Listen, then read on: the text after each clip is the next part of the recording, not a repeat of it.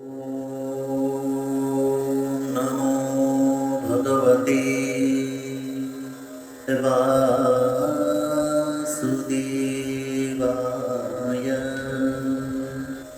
स्वस्ति श्री गणेशाय नमः। श्री सरस्वत्यै नमः। श्री गुरुभ्यो नमः।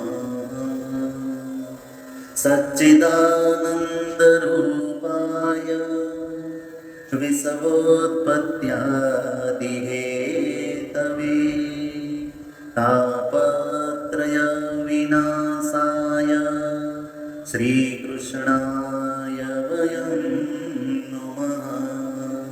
हरे कृष्णा कृष्ण कृष्ण हरे हरे, हरे राम राम राम हरे हरे। हरे कृष्णा कृष्ण कृष्ण हरे हरे, हरे राम राम राम हरे हरे। हरे कृष्णा कृष्ण कृष्ण हरे हरे, हरे राम राम राम हरे हरे। श्री राधा कृष्ण भगवान की जय। श्री सुखदेव जी महाराज की जय। श्री हरि परमानंदम उपदिष्टारमीश्वरम व्यापकम सर्वलोकानां कारणं तन्नमाम्यहं। भगवान श्री हरिना दिव्य चरण कमलની અંદર વંદન। શ્રીમદ ભાગવત સત્સંગની અંદર આપ સૌનું સ્વાગત, અભિવાદન। સૌને જય શ્રી કૃષ્ણ, જય સિયારામ, હરિઓમ। આજે શ્રીમદ ભાગવતના આ દ્વિતીય સત્રની અંદર જ્યાં કાલે આપણે વિરામ આપેલો, ભગવાન શ્રી હરિના મંગલમય સ્વરૂપ, સામર્થ્ય અને સ્વભાવનો શ્લોક જે બોલેલા, આજે એ શ્લોકનો આપણે વિશેષ રૂપે એના ઉપર પ્રકાશ કરીએ, સમજવાનો પ્રયત્ન કરીએ। સચ્ચિદાનંદ રૂપાય, સતચિત અને આનંદ સ્વરૂપ। સત યાને સત્ય, ચિદ એટલે જ્ઞાન, ત્રીજું આનંદ। ભગવાન સત સ્વરૂપ છે। સત કેને કહે? જે નિત્ય હોય, જે કાયમી હોય એમને સત કહે। પરબ્રહ્મ પરમાત્મા શ્રી હરિ ભૂતકાળમાં હતા, એટલે કે ગઈકાલે હતા, વર્તમાન એટલે કે આજે પણ છે, અને ભવિષ્યમાં એટલે આવતીકાલે પણ રહેશે। આપણે ગઈકાલે નહોતા, આજે આ શરીર દેખાય છે અને ભવિષ્યમાં નહીં દેખાય। પરમાત્મા નિત્ય હોય છે। જે નિત્ય હોય એમને સત કહે। એક જ પરબ્રહ્મ પરમાત્મા એવું તત્વ છે કે જે કાયમી હોય।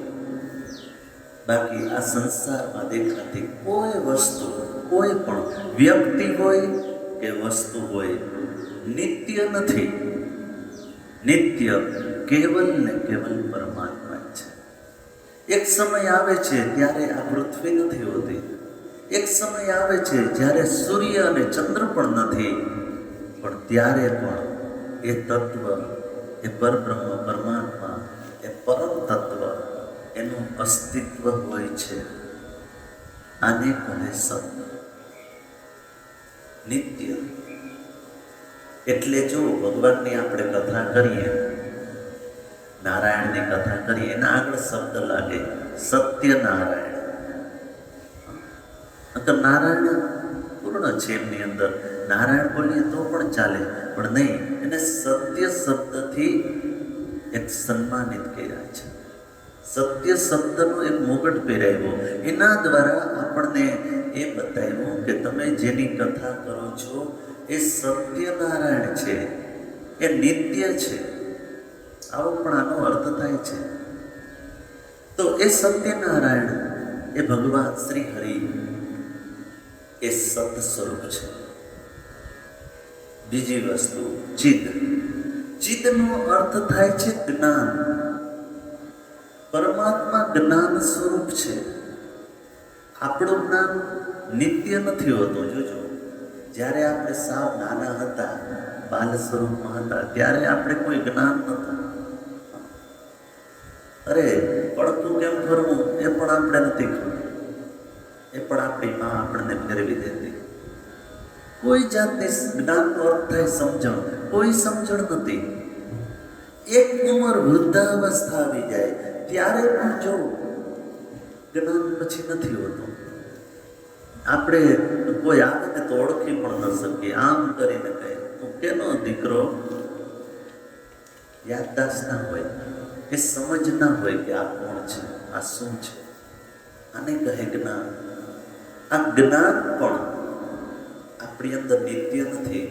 જ્યારે પરમાત્માની બાજુ આપણે જોઈએ તો એને નિત્ય જ્ઞાન છે. એને ખબર છે મારે શું કરવાનું છે.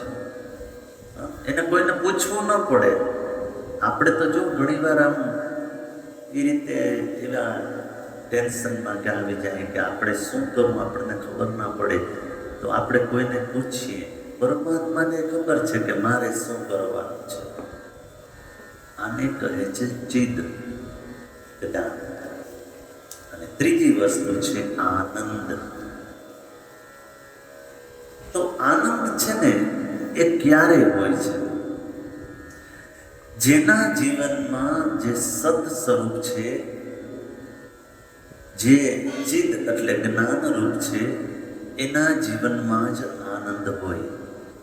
સમજો આને. જેને ખબર છે શું નિત્ય છે શું અનિત્ય છે, એનું જેને જ્ઞાન છે એ જ આનંદ સ્વરૂપ હોઈ શકે. બાકી મળે એ સુખ, આનંદ નહીં.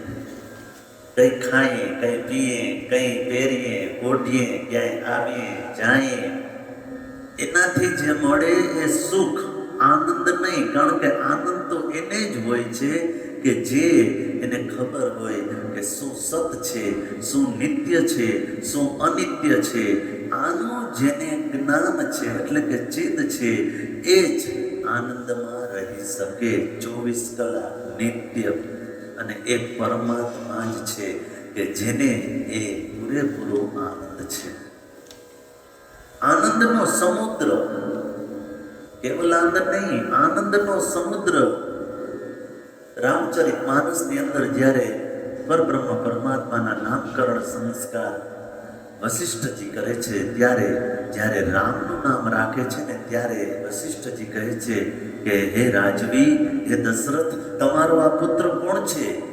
જો આનંદ સિંધુ સુખ રાશિ, જો આનંદ સિંધુ સુખ રાશિ, સી કરતે ત્રૈલોક સુપાસી, સો સુખ ધામ રામ અસનામાં. તમારો આ પુત્ર કોણ છે? જો આનંદ સિંધુ, આનંદનો સિંધુ છે, સમુદ્ર છે, સુખનો રાશિ છે, આનંદનો રાશિ છે. માટે આપણે આનું નામ રામ રાખીએ છીએ. પરમાત્મા શું છે? આનંદનો સમુદ્ર. અને સીકર તે ત્રિલોક સુપાસી. સીકર કેને કહે? તમે પાણીનો, સમુદ્રમાં પાણીનો હાથ હોય એને તમે સમુદ્રમાં બોરો એટલે બહાર કાઢવો, એને બહાર કાઢી લ્યો એટલે એ પાણીના ટીપા આપણી આંગળીમાં રહી જાય. એ આંગળીના ટીપાને આમ હાથ ઝાટકો એટલે એક ટીપામાંથી અનેક ટીપા બની જાય. અને એમાંથી એક ટીપું તમે ઉપાડો, એને જો, એને કહે સીકર. એ સીકર, એક સીકર જ્યાં લે ને ત્યાં તો કેવલ આ પૃથ્વી લોક જ નહીં, એક સીકર માત્રથી ત્રિભુવન સુંદર બની જાય, ત્રિભુવન આનંદિત થઈ જાય. એને કહે છે સીકર તે ત્રૈલોક સુપાસી. ત્રિલોક આનંદથી ભરાઈ જાય. તો વિચાર કરો કે એક સમુદ્રમાંથી એક સિક્કરથી આખો ત્રિભુવન સુંદર બની જાય. સમુદ્રનો કેટલામો અંશ કહેવું આપણે આ સિક્કરને?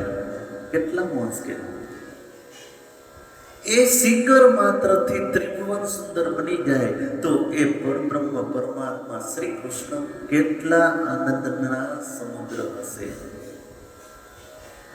આ છે પરમાત્માનું આનંદ રૂપ. સદ, ચિદ અને આનંદ આ પરમાત્માનું સ્વરૂપ છે. ત્યાર પછી બીજું ચરણ આવે છે, સચ્ચિદાનંદ રૂપાય વિશ્વોત્પત્યાદિ હેતવે. વિશ્વની ઉત્પત્તિ, સ્થિતિ અને લય આ પરમાત્માનું કાર્ય છે. ભગવાન બધું સર્જન કરે છે. સર્જન કરીને મૂકી નથી દેતા, કારણ કે સર્જન કરવું સહેલું છે, સર્જન થઈ જાય, પણ પછી બધું બરાબર એને હલાવવું, એને મેન્ટેન કરવું એ બહુ અઘરું છે. તો ભગવાન જો આખું પૃથ્વી લો, કેટલી વસ્તી, અને એ તો મનુષ્યની એટલી વસ્તી છે, પછી બીજી જીવ સૃષ્ટિઓ છે કેટલી, આ બધાને સમયસર ભોજન આપી દે છે. કીડીને કણ અને હાથીને પણ ખારું મોરું ખવડાવે પણ ભૂખ્યું ન સુવડાવે. આ પરબ્રહ્મ પરમાત્મા બરાબર 12 વાગે આપણી થાળીમાં ભોજન પીરસાઈ જાય છે. કેની કૃપાથી? કેવલ ને કેવલ પરમાત્માની કૃપાથી. યાદ રહે, આપણા પૈસાથી આપણે ભોજન નથી મળતું. ભગવાન વરસાવે જ નહીં, અનાજ ઉગે જ નહીં, પૈસા ગમે એટલા આપો લ્યો, આવશે? કેવલ ને કેવલ એ પરબ્રહ્મ પરમાત્મા એ જીવ સૃષ્ટિ માત્રનું પોષણ કરે છે. એ ભગવાનનો અનુગ્રહ છે જીવ ઉપર. આ છે ભગવાનની સ્થિતિ. અને ત્રીજી વસ્તુ છે વિશ્વની ઉત્પત્તિ, સ્થિતિ અને અંતે સમય આવે ત્યારે એ લય કરે પરમાત્મા. આ ભગવાનનું કાર્ય છે. તાપત્રય વિનાશાય. 3 પ્રકારનો માણસને તાપ હોય છે, દુઃખ હોય છે. આધિદૈવિક, આધિભૌતિક, આધ્યાત્મિક. આ 3 પ્રકારના તાપનો નાશ નહીં, વિનાશ કરે જો શ્રી કૃષ્ણ પરમાત્માના ચરણમાં કેવલ નમસ્કાર કરવામાં આવે તો. શ્રી કૃષ્ણાય વયમ નમઃ. તો હજી આ અડધા શ્લોકનો આપણે અર્થને સમજો છે. હજી અડધો શ્લોક જે છે, તાપત્રય વિનાશાય શ્રી કૃષ્ણાય વયમ નમઃ. તો એ અડધા શ્લોકનો અર્થ આપણે આગળના દિવસમાં વિશેષ રૂપે સમજશું. અત્યારે સમય થયો છે તો આપણે વિરામ. કૃષ્ણ કૃષ્ણ કૃષ્ણ હરે હરે, હરે રામ રામ રામ હરે હરે. શ્રી રાધા કૃષ્ણ ભગવાન કી જય.